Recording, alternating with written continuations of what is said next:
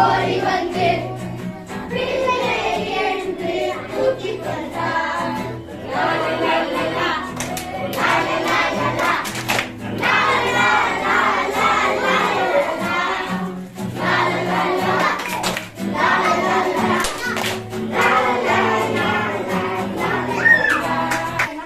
லா சிலுவையின் அன்பு.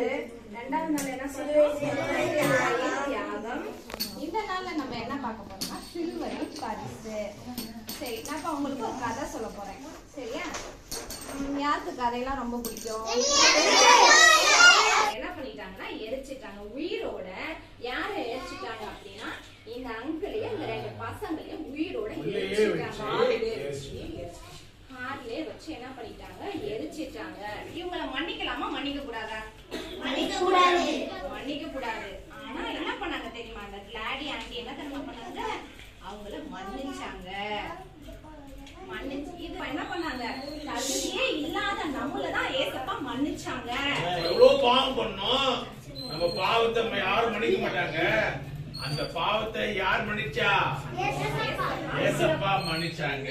ஒரு gift கொடுத்தாரு. இங்க gift இருக்கா? gift box தானே இது?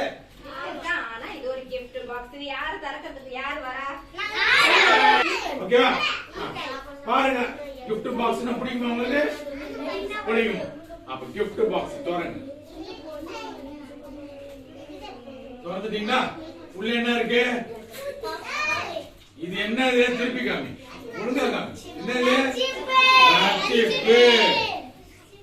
உலகத்துல எந்த gift வேணா இருக்கலாம். ஆனா ரட்சிப்பு மாதிரி ஒரு விலையேறப்பட்ட ஒரு gift இல்லவே இல்லை.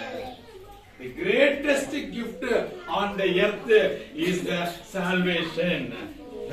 உலகத்துல மிகப்பெரிய பரிசு என்னன்னா இயேசுவின் ரத்தத்தினால நம்ம கழுவப்பட்டு ரட்சிக்கப்பட்டு இயேசுவின் பிள்ளையா மாறுறதுதான் பெரிய கிஃப்ட். எத்தனை பேரு நம்புறீங்க? சரி வாங்க, இன்னொருத்தர் வந்து gift பாக்ஸ் ஓபன் பண்ணுங்க. வாங்க வாங்க, ஓபன் பண்ணு. இரக்கம் சொல்லலாம். என்னது? விடுதலை. விடுதலை. விடுதலை.